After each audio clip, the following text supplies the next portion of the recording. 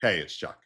If you've ever tried to heal something entirely on your own that was never caused by you alone, then this one's for you. Let's dive into it. This week, I've walked through the wound, the historical trauma framework, the boarding schools, the silence, the identity fractures, and today I want to pivot because naming a wound without naming the repair leaves the story unfinished.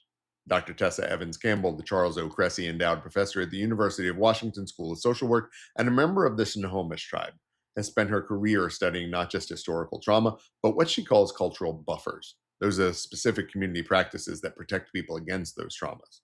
Her research found that healing from historical trauma rarely happens through individual talk therapy alone. It happens fastest and most durably when it's community based, when ceremony, language revitalization, and collective practices are all part of the treatment itself and not just an afterthought.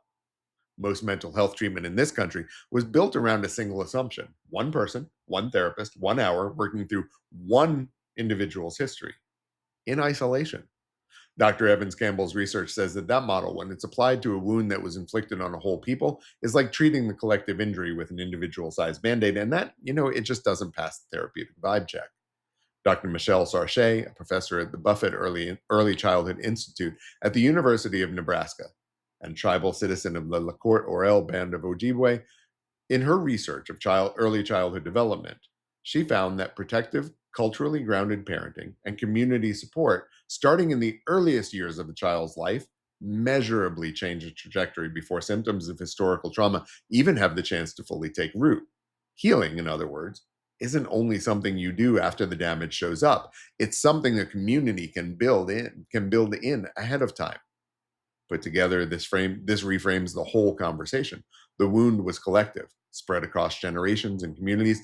Then recovery, that only ever happens in a single closed room, one person at a time, was always going to be an uphill fight against the way the injury actually spread. This doesn't mean that individual therapy is worthless. It just means that it works better as one piece inside something larger and not as the whole plan in and of itself. I'm Chuck, the bald therapist. Work on you. Take no bullshit from what we think we know, and don't be afraid to work outside the box. Remember that you matter, and have a gentle rest of your day.